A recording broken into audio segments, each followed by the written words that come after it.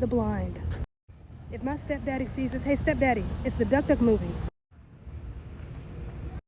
Y'all, I think Paw Patrol's gonna clean house this weekend. You hear that? Are to be the mother to a savior and king. All right, let's talk about it. So that was The Blind, directed by Andrew Hyatt, stars Aaron Von Andrian and Amelia Eve.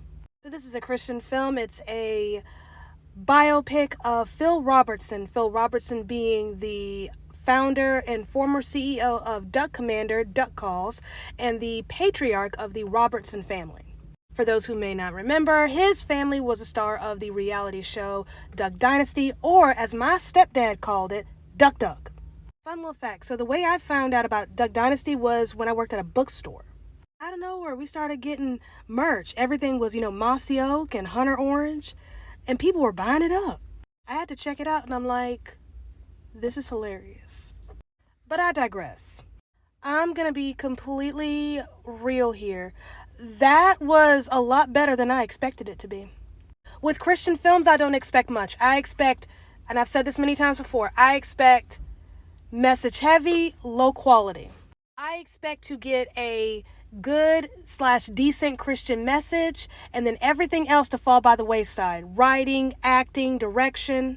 But this year, we've had some really decent, well-done Christian films. We had Jesus Revolution, Nefarious. You can throw Sound of Freedom in there if you want to. And now this one. Is it a masterpiece? No. The acting's decent. The writing is, it's okay. But it's solid. What I'm starting to see in a lot of Christian movies, I noticed this last year with Redeeming Love, is we're starting to see more raw vulnerability in Christian films.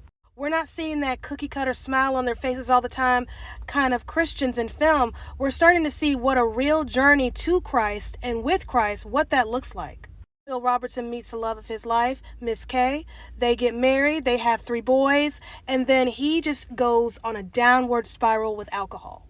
I think this movie does an interesting and rather good job of portraying alcoholism, how it can start off small, you're having fun, it's cute, and then it just consumes you.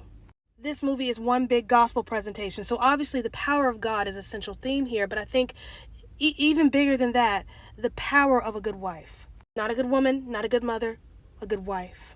This movie, the narrative structure, it's one big flashback. It's a story within a story. But I enjoyed that. That was good. I'm impressed.